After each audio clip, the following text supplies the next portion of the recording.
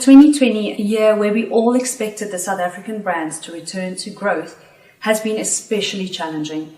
And that's with a double whammy of both the downgrade and the arrival of COVID-19. In these uncertain times, people need reassurance, and they find that in brands that they know and trust. Yes, Natalie. Just because people's disposable income might be constrained doesn't mean that they'll settle for just any brand. But brands still need to give people a good reason to choose them. And BrandZ is the only valuation that take consumer opinion into account. So let's take a closer look at the top 30 and the stories they reveal. And knowing the state of the nation going into this valuation, I guess it is not surprising, albeit still very disappointing, to see that the SA Top 30 value has declined by 20%. South African brands seem to have a lot of work to do to enforce their brand equity. Brands with strong equity are more resilient in tough times, so we need to view this as an investment rather than an expense. While failures might give you penetration, that is not enough. You need to find your point of difference and amplify that to justify a slightly higher price than the next brand.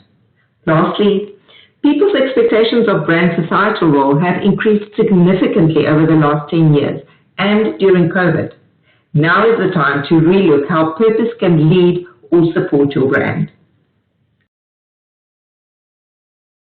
When we do design our communication pieces, it's always ensuring that I think not just in the design of the communication pieces, but our approach to marketing from an F&B perspective is ensuring that we are consistently present in market and demonstrating our respective solutions and value that we're able to deliver for our customers with that consistent, I think, brand promise over time that has held us in good stead.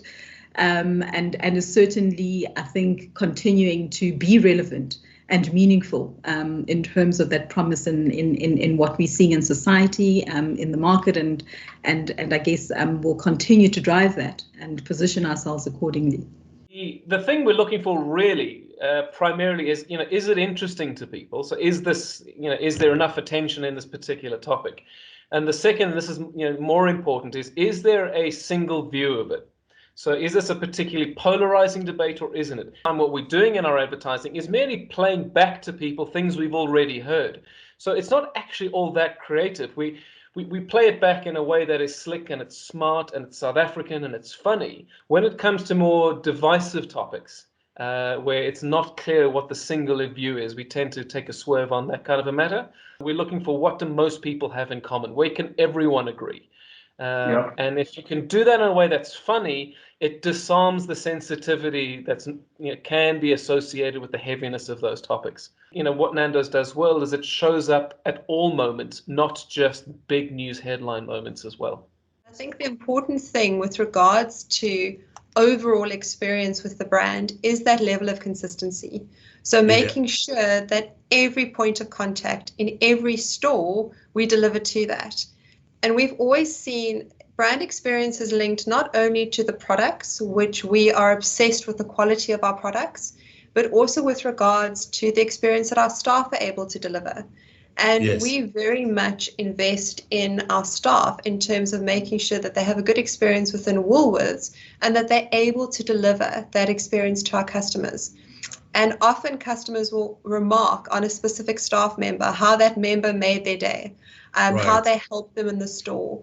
Often, our staff will go up to a customer. If you're wandering around looking lost, obviously not being able to find something, they will actually go up and offer to assist you. Often customers will say it's a very different experience in Woolworths. If they can't find something, everywhere else they'll point at an aisle, but our staff will actually take you there. So it's more about how our staff engage with our customers, and it's in their DNA in terms of them truly wanting to deliver that customer experience. And I think that makes a difference. Purpose needs to be able to survive a crisis in order to really stand the test of time. And in this time, we had to test our purpose as well and see if we can help people outside of just finances and banking. And we were fortunate that we've got a very big network of branches in South Africa. And within that, we have people working in our branches that are from the communities, serving the communities, and that are passionate about helping the communities they live in. And we wanted to empower them to be able to do that. So we gave them 3 days worth of leave that's designated for a community service or employee volunteer programs. We created a platform through which they can share employee volunteer programs or community projects, and people can volunteer to participate in it. And then we said, well, for every single rand that any Capitec employee raises for a worthy cause, we will contribute another 2 rand. And in that way, we didn't just give donations to the Solidarity Fund or the Gift of the Givers, but we actually empowered 14,000 employees to make a difference as well. And I think it's the little things like that that really gets experienced by our clients in their communities, and that really makes a difference.